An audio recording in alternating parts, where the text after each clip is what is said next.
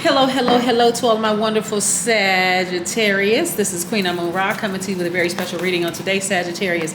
Hopefully you all are having a great day today, but then again, I know you are because that's the intention you said. Happy Monday. Now, Sagittarius, I know usually your readings are on Wednesday, but I wanted to offer a very special reading on today.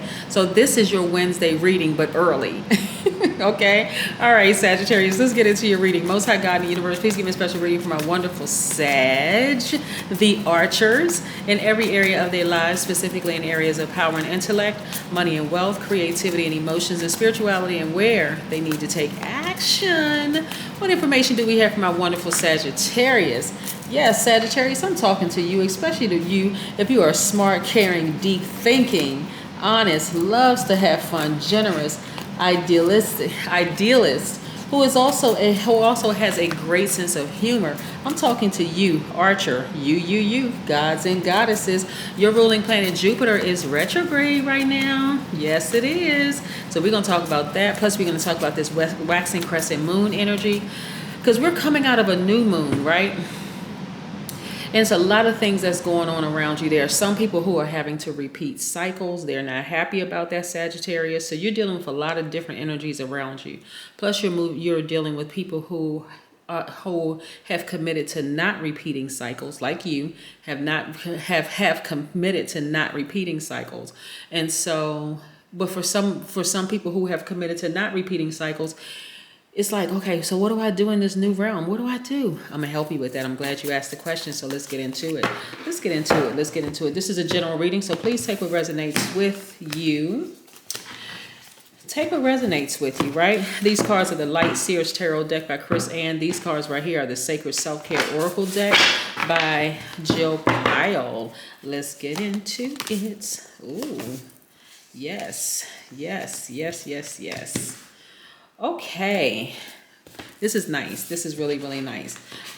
Now, let's walk it back a little bit. I'm gonna show you these cards and then we're gonna walk it back a little bit. I'm looking at Page of Wands. I see somebody having childlike exuberance. You know how you feel like you got a second wind, Sagittarius? This is the kind of energy I'm seeing.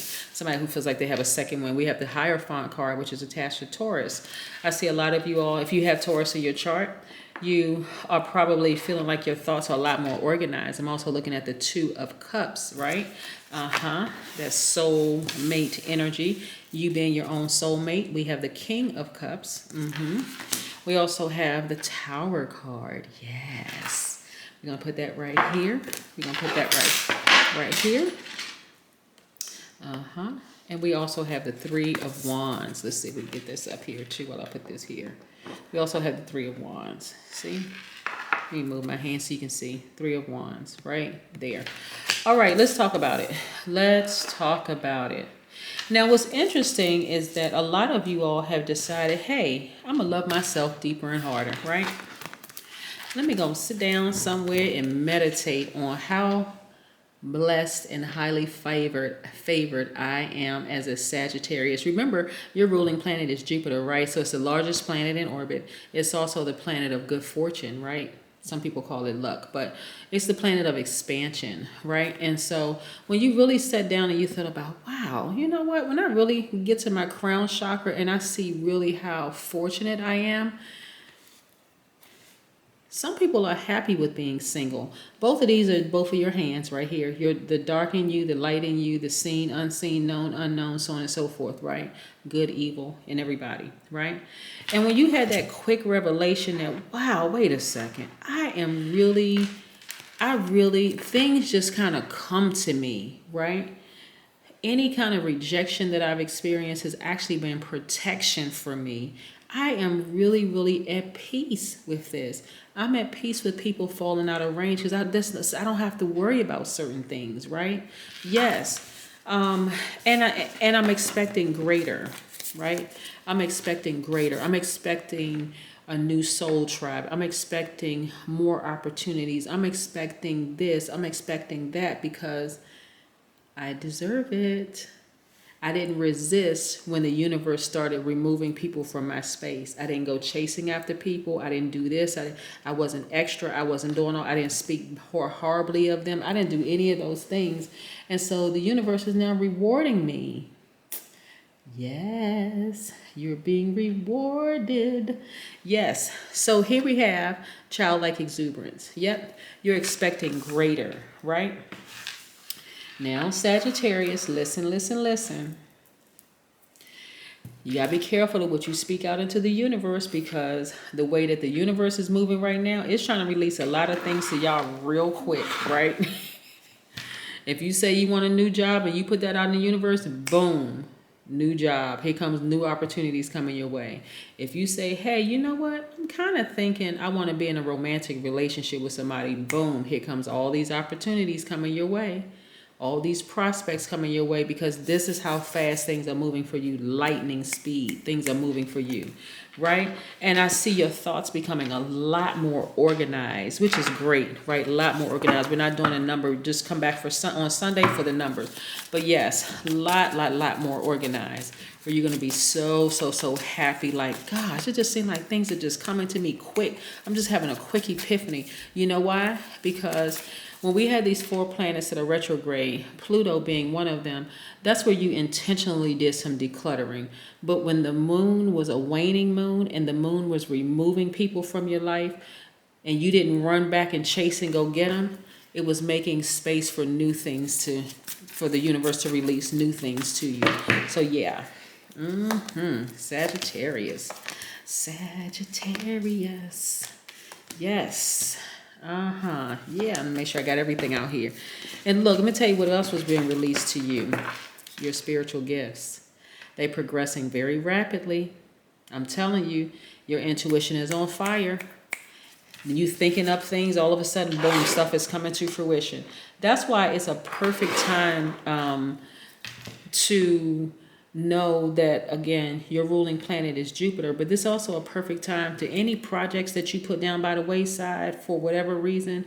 You just kind of sort of put them on pause. It's time to hit the start button again, right? Pick those projects up and get started again. If you're a painter, if you're a writer, if you're a singer, if you were thinking about starting a business, whatever it is you're thinking about starting, but I'm telling you, you say it out of your mouth, Sagittarius, boom, the universe is making it happen for you, right? So right now is your perfect time for you to be focused on you, elbows up to the sky, running towards your goals. This is your ancestors leading the way, saying, come on, we put too much into you. We left too much of a legacy behind for you not to go and chase your dreams. That's where your power is, right? Your power is also in the sword, right? This is the Justice card. You balancing out your own energies. Now, what's interesting about this is that Libra, this card is Libra card, is a divine masculine, just like you are, Sagittarius. Yes, but the difference is that its ruling planet is feminine, right? So Venus is a feminine sign, feminine planet. So this is encouraging you to go after your dreams, go after your goals creatively. Like if you got all them creative juices flowing, creatively go after your dreams and goals. That's why I specifically said painters, writers, poets, singers, anything that has to do with the arts, go after it, because that's the legacy that your ancestor left for you. They're like, we left you this rich legacy. Go after it. If you're a cosmetologist and you like doing hair, go after that. If you want to open up a cosmetology school, or you want to open up an art center or a dance center or whatever the case may be, go for it. This is the time for you. Also, you want to remove the blindfolds. Now, blindfolds, usually people wear blindfolds when they've been hurt by people. They like, I don't want to deal with that person anymore. I had a bad experience with that person, or I'll never deal with that sign anymore. They're this way, this way, this way, this way, this way. But guess what? Every sign has the ability to raise their frequency, right? So I can't honestly think of one person that I hate. And I'm not saying that just to say it. I'm serious. Because you have to find value in everybody, but you also have to create a very healthy boundary, right? So if you're working with a person, let's say you're on a business project with somebody who is just, you're already under contract, so it's not like you can just walk away from it. But so you create boundaries, right? You're working solely on the project with the person. You're still coming in, being as positive as possible, being high vibrational, or whatever the case may be. You're not doing anything like, well, I'm going to be nice to that person. Maybe if I go hang out with that person doing happy hour. No, The person is just, hey, we are working together on this project. I'm going to be as pleasant, as professional as possible. And hey, that's it, right? But you want to remove the blindfold so that you can get the best out of a situation, because that person that you're in business with could be going through a divorce. They could have lost a loved one and they don't know how to process it, right? So you just want to stick to business. You're not trying to probe and pry and find out what's wrong with them to see if you can get to be their best buddy and talk about it to somebody. You're just there to do your job, right? So of course you want to remove the blindfold so you can see all sides of things so that you can really, really reap everything that the universe is trying to release to you, right? And so I see some of you all have walked away from people who have burned you in the past. Great, good job. Those people are going to receive their karma. Justice is in your favor. You don't even have to worry about it.